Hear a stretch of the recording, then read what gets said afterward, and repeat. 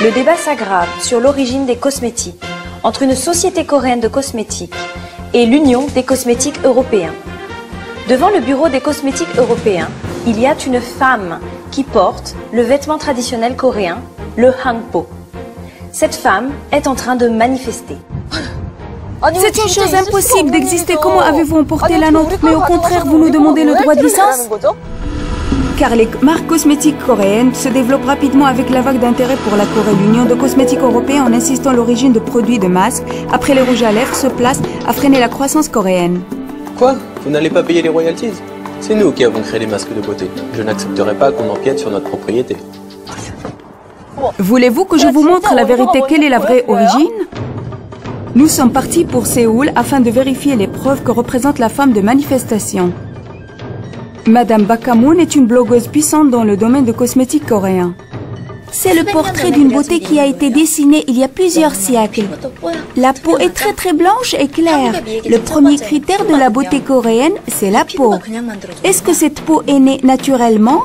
Parce qu'il y a vraiment les masques.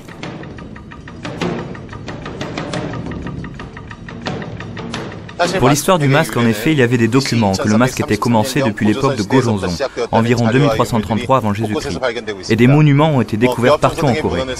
Si nous examinons les archives comme la collection de rassemblement, parmi les femmes de Gojonzon, il était dit de Masukube que le cryptoméria ou le chanvre est un effet remarquable pour la beauté. Si l'on en poudrant met sur le visage, le dernier devient noble et blanc. Ainsi que pour ses effets, il y avait beaucoup de femmes qui pratiquent. Le véritable progrès des cosmétiques coréens s'épanouit en 562 avant Jésus-Christ à Shilla. Il y avait la troupe Hwarang qui est composée des beaux hommes comme fleurs.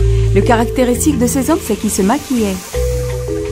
Si l'on voit l'enregistrement d'histoire, les jeunes Hwarang de Shilla, qui étaient les fils des grands dignitaires de l'État, se maquillaient concurremment en broyant des graines de mirabilis.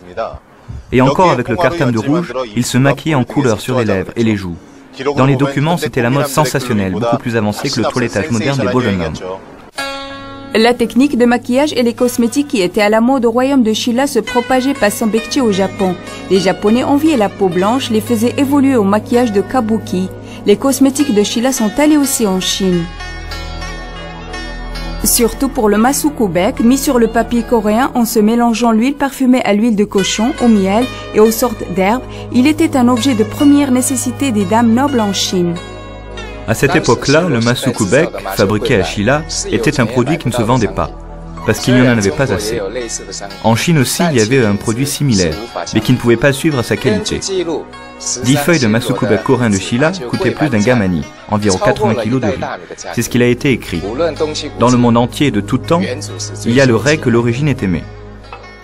Nous n'avons pas obtenu d'informations voulues, mais nous pouvions trouver la preuve dans un lieu inattendu. C'est justement la route de la soie.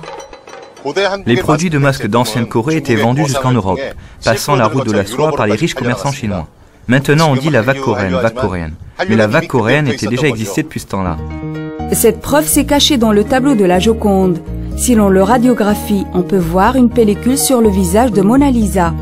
On disait que Mona Lisa, ayant soin de la peau, vivait en y mettant le masque la plupart de son temps. C'était un symbole de richesse de faire le masque ainsi. À ce temps-là, la vague d'intérêt pour l'Orient, surtout pour la Corée, était extraordinaire. La raison pour laquelle elle n'avait pas de sourcils était tout simplement parce qu'ils étaient cachés par le masque, et non pas parce qu'ils n'existaient pas. Ça veut dire que le masque coréen est-il l'origine? Iriez-vous jusqu'à dire que la tour Eiffel a été construite par la Corée? En fait, le design de la tour Eiffel se base sur celui de la pagode aux nombreux trésors en Corée. En effet, la tour Eiffel est aussi faite par le design coréen. Ça va faire allonger la discussion. Celui qui a rendu le visage de la reine Elisabeth en blanc, c'était justement grâce à l'effet de blanchissement excellent du masque coréen dans ce temps-là. Sur le récipient paru dans le dessin, il est marqué le bureau de la beauté qui était le département de beauté de la famille royale coréenne. S'il en est ainsi, est-ce qu'il y a une postérité succédée apprenant la méthode secrète de soins de beauté en Corée? Si nous la rencontrons, peut-être se résoudra-t-elle la question de l'origine de masque.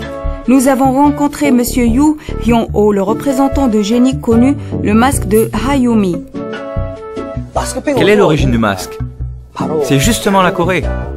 Et quant à la famille du représentant Yu, le père de son père et le père de son grand-père étaient tous les grands maîtres du domaine de soins de beauté. Ils entretenaient le bureau de la beauté qui était un établissement spécialisé aux soins de beauté de cours de génération en génération, en produisant des masques pour faire les échanges commerciaux avec la Chine. Je le dis maintenant seulement, depuis plusieurs générations, lorsque nous nous sommes réfugiés pendant la guerre. Nous avons même protégé cette collection comme notre vie. Ainsi, nous avons pu la sauvegarder sans la faire piller, dans laquelle sont inclus toutes les informations de masques et de cosmétiques de nos ancêtres. Allez, allez, c'est bon maintenant. Vous voulez savoir trop? C'est le secret de génie. Donc si c'est comme ça, est-ce que la famille Yu a inventé le masque? Je n'ai pas dit qui a inventé le masque. Mais si vous voulez vraiment savoir, c'est sûrement nous qui sommes à l'origine du masque. Est-ce que c'est vraiment la Corée qui est à l'origine du masque? Origine?